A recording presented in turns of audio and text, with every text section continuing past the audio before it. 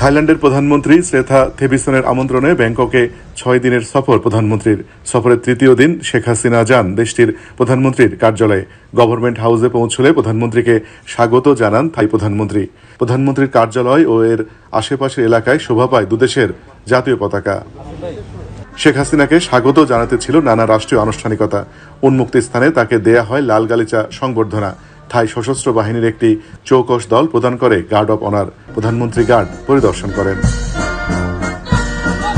এরপর থাইল্যান্ডের মন্ত্রী পরিষদের সদস্যদের সঙ্গে আনুষ্ঠানিকভাবে পরিচিত হন প্রধানমন্ত্রী শেখ হাসিনা। দুই প্রধানমন্ত্রী অংশ নেন ফটো সেশনে। শেখ হাসিনা পরিদর্শন বইতে স্বাক্ষর ও উপহার বিনিময় করেন। পরে একান্তে বৈঠকের পর আনুষ্ঠানিক আলোচনায় বসেন প্রধানমন্ত্রী শেখ হাসিনা ও থাইল্যান্ডের প্রধানমন্ত্রী শ্রেথা থেবিসন। এ সময় দুই বন্ধু রাষ্ট্রের প্রতিনিধি দলের নেতৃত্ব দেন দুই প্রধানমন্ত্রী। বিস্তারিত আলোচনা হয় উভয় দেশের মধ্যে বাণিজ্য সম্প্রসারণ, বিনিয়োগ, পর্যটন, জ্বালানি, স্থল এবং সমুদ্র সংযোগ, উন্নয়ন প্রভৃতি খাতে সহযোগিতা আরও বাড়ানোর বিষয়ে। বাংলাদেশে থাই বিনিয়োগেরও আহ্বান জানান শেখ হাসিনা। এছাড়া রোহিঙ্গা সংকট বিষয়েও বিস্তারিত আলোচনায় উঠে আসে।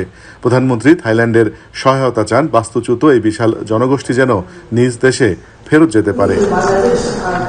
দ্বিপাক্ষিক বৈঠকের পর সহযোগিতা বাড়াতে 5টি দলিল স্বাক্ষরিত হয়। চুক্তি স্বাক্ষর অনুষ্ঠান প্রত্যক্ষ করেন প্রধানমন্ত্রী শেখ হাসিনা ও থাই প্রধানমন্ত্রী শ্রেথা থেবিসন। স্বাক্ষরিত দলিলের মধ্যে রয়েছে একটি অফিসিয়াল পাসপোর্টধারীদের জন্য ভিসা অব্যাহত বিষয়ক চুক্তি। অন্য 3টি সমঝোতা স্মারক সই হয় জ্বালানি, পর্যটন ও শুল্ক সংক্রান্ত পারস্পরিক সহযোগিতা বিষয়ে। মুক্ত বাণিজ্য চুক্তি আলোচনা শুরু করার জন্য এ সময় দুপক্ষ সই করে একটি লেটার অব ইন্টেন্ট। পররাষ্ট্রমন্ত্রী ডক্টর হাসান মাহমুদ, স্বরাষ্ট্রমন্ত্রী আসাদুজ্জামান খান, বাণিজ্য প্রতিমন্ত্রী আহসানুল ইসলাম টিটু ও এনবিআর চেয়ারম্যান আবু হেনা মোহাম্মদ রহমাতুল মুনিম নিজ নিজ পক্ষে চুক্তিতে স্বাক্ষর করেন। পরে যৌথ বিবৃতি দেন দুই প্রধানমন্ত্রী। এ সময় শেখ হাসিনা বলেন, দুদেশের মধ্যে দ্বিপাক্ষিক সম্পর্ক আরও এগিয়ে নিতে বৈঠকে বিস্তারিত আলোচনা হয়েছে। নানা ক্ষেত্রে সম্পর্ক আরও গভীর করার আশাবাদ ব্যক্ত করেন তিনি। আহ্বান জানান বাংলাদেশে আরও থাই বিনিয়োগের।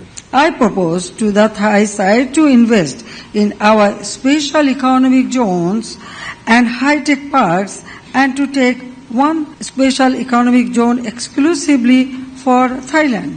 We both agreed to commence our negotiations on a free trade agreement FTA by the year 2024. We discussed the possibility of cooperation on training and capacity building for Bangladeshi medical personnel.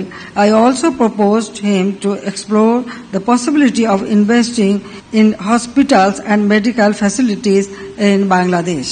Prime Minister Thabisin and I also discussed regional cooperation mechanism under the BIMSTEC framework.